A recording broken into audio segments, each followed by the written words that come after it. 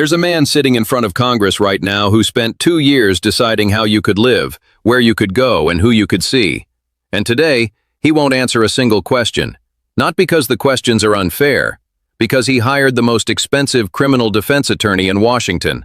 That's the guy who represents people who are, quote, in deep. Meanwhile, a mom in Ohio got dragged out of a football stadium in handcuffs for watching her son play, outside, alone, away from everyone. She couldn't afford a lawyer. He can. What you're about to see is a man who rewrote the rules for 330 million Americans, hiding behind the one rule he thinks still applies to him. I'll echo Senator Johnson's comments about your opening statement, Mr. Chairman. I think it was dead on. Very, very well done.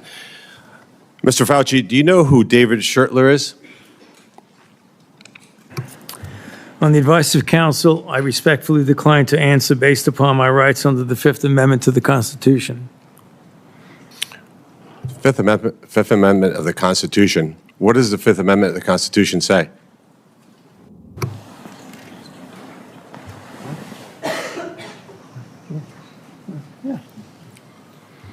On the advice of counsel, I respectfully decline to answer based upon my rights under the Fifth Amendment of the Constitution.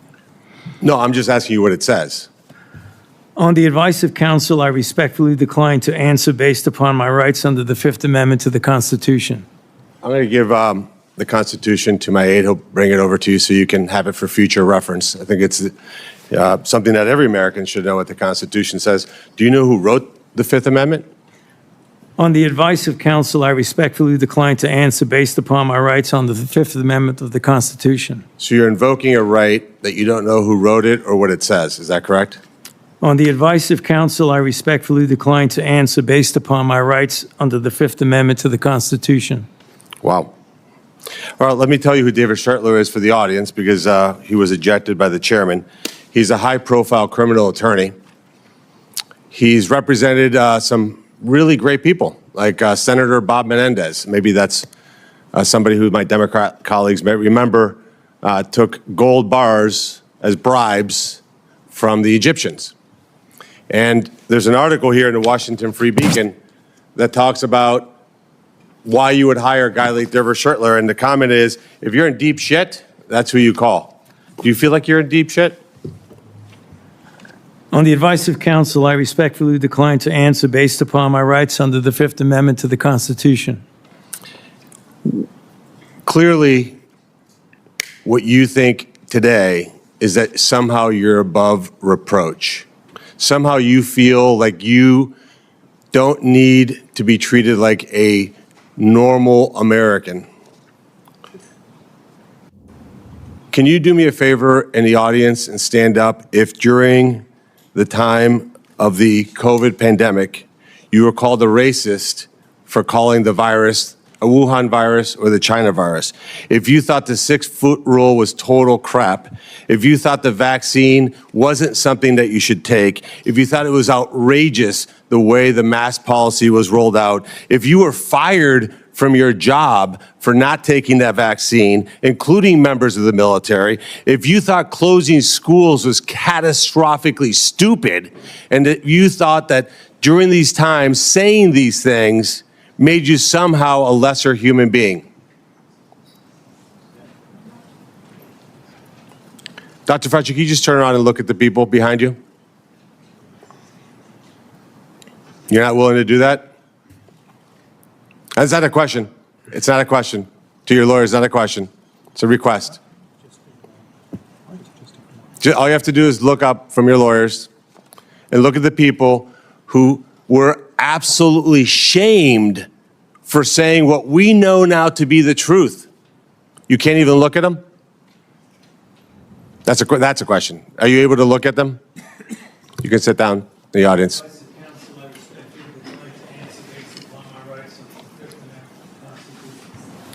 There was a mom in Ohio during the depth of the coronavirus pandemic, decided to go to her high school football game for her son. They hadn't been out much. The kids had been learning at school, and then the school got shut down.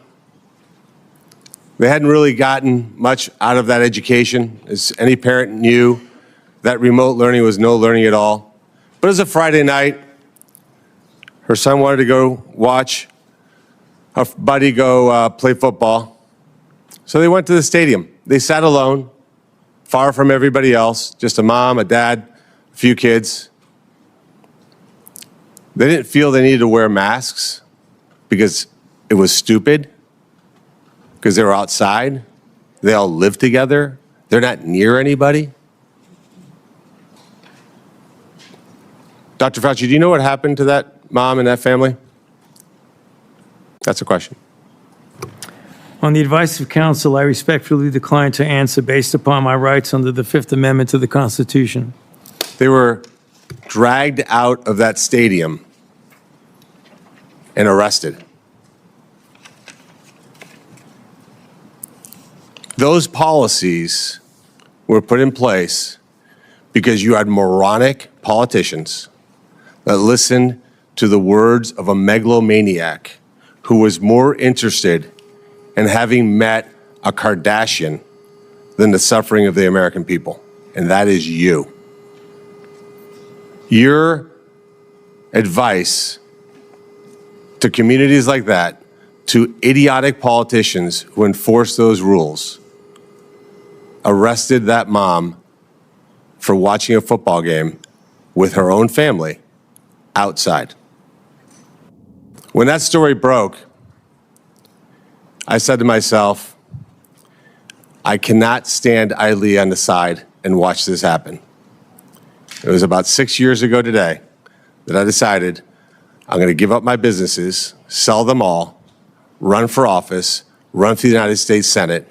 Here I am sitting in front of you 6 years later saying, who the fuck do you think you were for doing that? It is a total disgrace what you did to this country.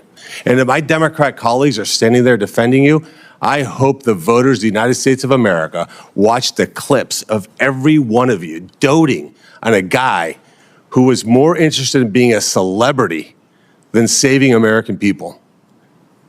I will make it my mission to make certain that every single one of those Democrats who did that will see that clip over and over and over again.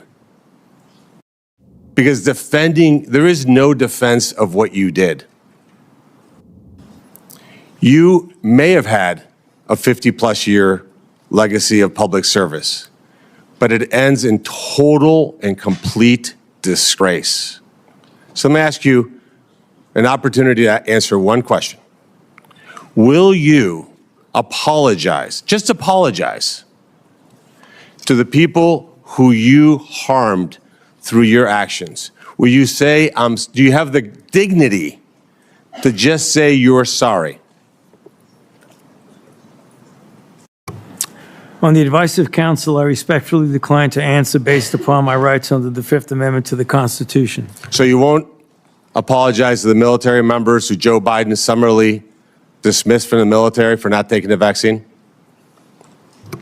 On the advice of counsel, I respectfully decline to answer based upon my rights under the Fifth Amendment to the Constitution. Will you apologize to the business owners that lost their business, shattered their lives, and they'll never recover? On the advice of counsel, I respectfully decline to answer based upon my rights under the Fifth Amendment to the Constitution. Will you apologize to the moms who had to force their infant children, 2, 3, 4-year-olds, to put masks on, and what that did and how that traumatized those kids? On the advice of counsel, I respectfully decline to answer based upon my rights under the Fifth Amendment to the Constitution. Will you apologize to the family members of the people who died because they took your advice and not only got the first vaccine, but the 5, 6 other boosters that they did not need? On the advice of counsel, I respectfully decline to answer based upon my rights under the Fifth Amendment to the Constitution. Will you apologize to that mom from Ohio for being arrested for watching a football game with her family? On the advice of counsel, I respectfully decline to answer based upon my rights under the Fifth Amendment to the Constitution. So you didn't know who wrote the Fifth Amendment. It's James Madison. lived in this town. I can only wonder what he would think of somebody like you invoking his writings to shield culpability for the actions that you took.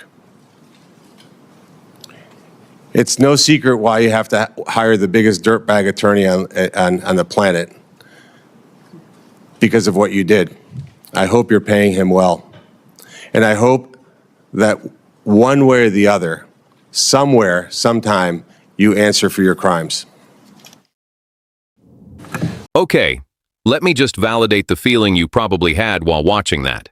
Because I know what it looked like, a senator screaming at an old man who wouldn't say a word. And I want to tell you why that's actually the most revealing thing Fauci has done in years. I went and looked up who David Schertler is, because Moreno dropped that name and moved on, and most people watching didn't catch it.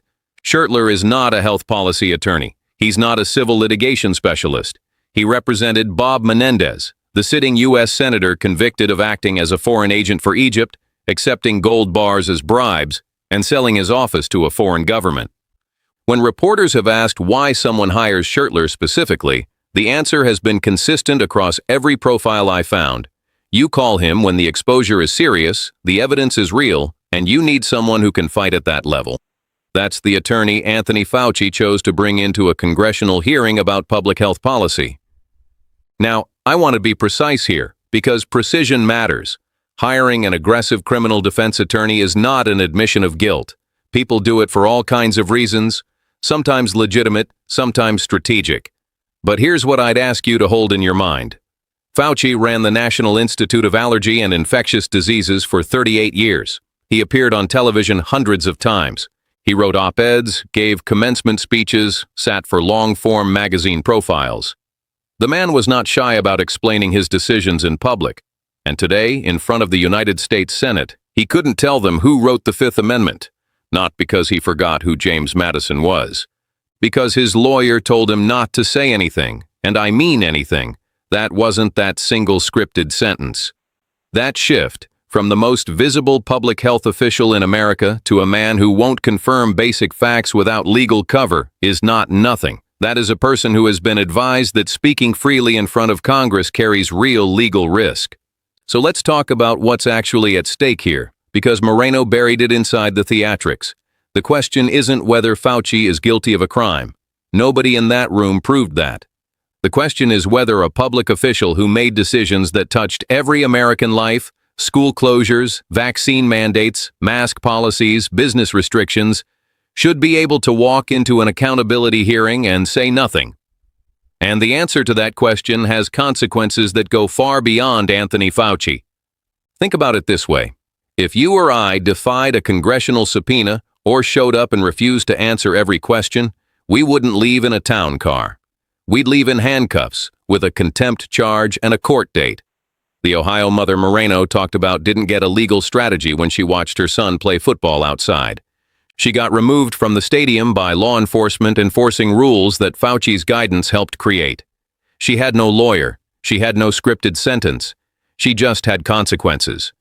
That asymmetry between who the rules apply to and who gets to hide behind the rules is the actual story here. Not the screaming, not the theater. The asymmetry. Here's the line I'd give you if someone asks what happened in that room. The man who told America how to live decided he had nothing to say about it under oath, and the attorney he hired to make sure he said nothing costs more per hour than most Americans make in a week. If that doesn't tell you something about how power actually works in this country, I don't know what would. Subscribe if you want to keep following this, because the hearings are not over, and the questions Moreno asked today are going to come back, with or without answers.